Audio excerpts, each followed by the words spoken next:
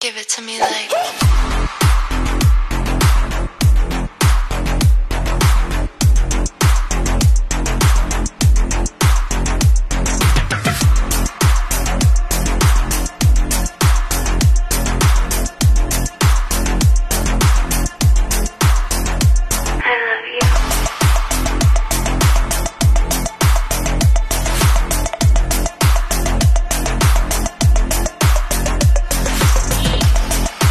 guys, ngayong araw ay magluto tayo guys. So maglagay na tayo ng mantika.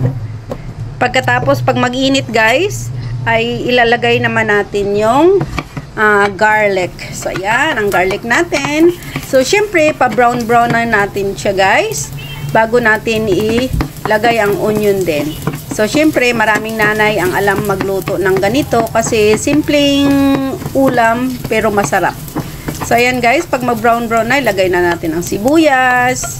So, pagkatapos ng sibuyas na yan guys, pag mag-brown na, syempre, isunod na naman natin yung chicken. So, halo-halo lang, halo-halo. Pagkatapos ng maghalo-halo at mag-brown na, ilagay na natin ang ating chicken. So, ayan na guys, ay ilalagay na natin ang ating chicken na nakamarinate na siya guys sa chicken powder and bell pepper. Black pepper pala. Sorry.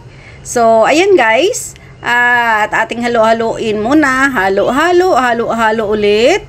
Pagkatapos natin yung halo-haloin guys, ay hinaan natin ang apoy at tatakpan natin yan para kusa siyang magtutubig guys. Hindi na tayo maglagay ng tubig kasi stir fry ito guys. At yung bell pepper ay madali lang namang maluto. So, ayan. Lagyan na natin siya ng oyster sauce. Yan na lang ang dagdag natin guys na ingredients. Oyster sauce at saka yung sugar. And then, enough na yan guys.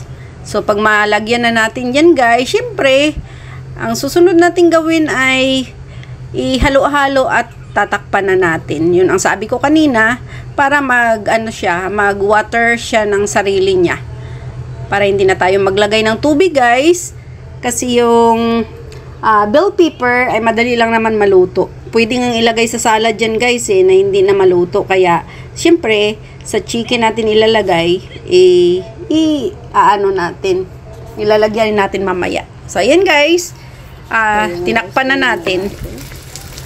So, ayan na guys, pagkatapos ng mga 10 minutes, so ayan na siya, wala na siyang tubig. Kunting-kunti na lang kasi sarili niyang tubig yan guys. So, pwede na yan guys, ilagay na natin yung ating tatlong kulay na bell pepper. Beautiful color, green, yellow, and red bell pepper. So, ang gandang tingnan guys ang kulay. So, madali lang naman yan guys, maluto. So, antayin na natin, ma-ready na siya guys. Wow. Thank you so much for watching and God bless, I love you all. So, ayan na guys, ready na ang ating chicken with bell pepper stir fry.